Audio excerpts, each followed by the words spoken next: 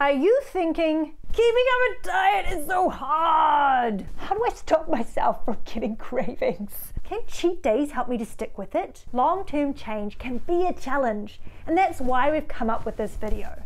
How to stick to a diet, the C's of seeing it through. These 4 tips will not only help you to stick with it, but turn it into a lifelong habit of healthiness. My first tip to help you on your way is creating your own convenience. I do this through cooking in bulk and freezing. I've mentioned this before in how to save money on food.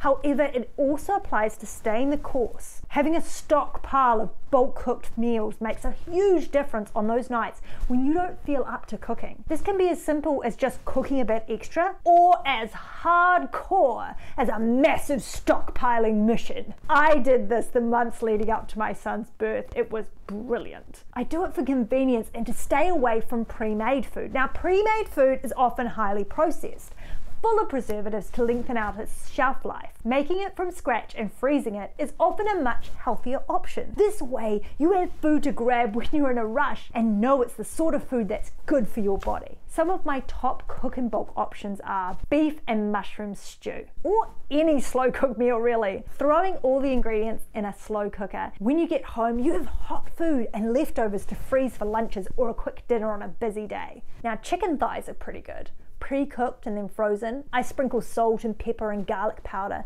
and bake them in the oven for about 40 to 50 minutes. It's pretty easy to heat up some veggies or make a salad to go with it. I even made paleo pizza bases I found online, covered them with toppings and froze them. This was an awesome, quick and easy, yummy treat when I didn't feel up to cooking. Talking about treats, this is an important area when it comes to sticking with a healthy diet. This is a big part of my second tip. Getting to the core of your cravings. Treats can make or break sticking to a diet. That's why I prioritize making healthy options for my unhealthy cravings. I'd say the real trick to this is to figure out what it is that you are really craving. Is it the crunch, the chew, the sweet taste, or the savory tang? If you don't figure this part out, the alternative you make is unlikely to cut it. For me, I craved gummy bears. I came to realize it wasn't so much the sweetness as it was the gelatin texture. So I made a paleo alternative with some gelatin and fruit juice. This helped to start with as a bit of a transition. Then I took it a step further by including more gelatin in my diet. I did this by using more bone broth in my cooking, as well as collagen hydrolysate in my morning smoothies. Since eating more gelatin-rich foods, my gummy bear cravings have almost completely died off. I think we often believe our bodies are out to get us, pressuring us to eat unhealthy food. When I moved to the way of eating we call path, I started listening to my body and its cravings more. Not taking the first option it presents, but looking deeper into what it's really needing and desiring. By providing for that, I now move through cravings rather than feeling like they control me. If you're interested in what our past way of eating looks like, we are doing a video on that next fortnight, so subscribe, push that notification button, or you can subscribe to our email list. This also gives you a fortnightly insider email with extra tips and tricks for anxiety. When you subscribe, you also get a free relaxation MP3. When making a treat, I try to lean into healthier options. I try to use fresh fruit, raw honey, real maple syrup for sweetness. I also like to include healthy fats like avocado, coconut oil, and organic butter. Here are some of my favorite treats to make. Popcorn I popped myself in ghee, covered in organic butter and some mineral salt. Chocolate made from cocoa powder, coconut oil, honey and vanilla essence with nuts and dried fruit. Chocolate mousse made using avocado for the creaminess.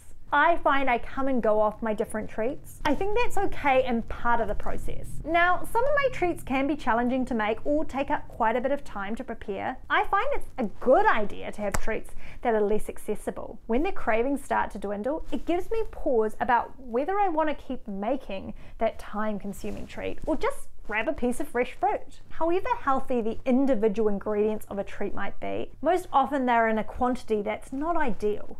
It's best to have them infrequently. So treat yourself on occasion. However, cheating is a whole different thing, which I'll now cover in my third tip. Cheater's Cave, creating craving-free cupboards. Maybe you've come across the idea of having a cheat meal a week, or maybe even an entire day of cheating. The idea is that for that meal or day, you can eat whatever you like. People suggest this helps you stick with a diet. My opinion may not be popular. I believe cheaters cave. Now, don't get me wrong, I definitely think you should treat yourself through healthy options that satisfy your cravings. What I'm talking about is eating food you know to be unhealthy.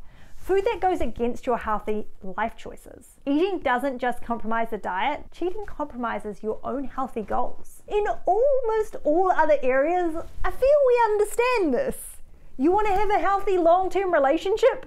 Cheating one day a week is not the way to do it. You're trying to build a healthy relationship with your body through the food you're eating. The other thing is that even if you only have one cheat meal a week, I've noticed the obsession that it can come from that one meal. Fantasizing about what you plan to consume on that day can spill over into the rest of your week and affect your supermarket shop. You hopefully started eating this way by throwing out all the food you plan to never eat again. As I suggested in How to Get Started, see link if you haven't seen that video. So you don't want to spoil those efforts by going and buying those exact same things and bringing them back into your house and your cupboards. Don't cruise around the supermarket checking out all that food you said you weren't gonna eat anymore, planning and purchasing what you might have for that meal where your new healthy principles don't apply. I found this just maintains the desire and the taste for those foods. In contrast, if you can avoid them entirely, you can recalibrate how you experience food. We now find sweets pretty sickening and broccoli sweet.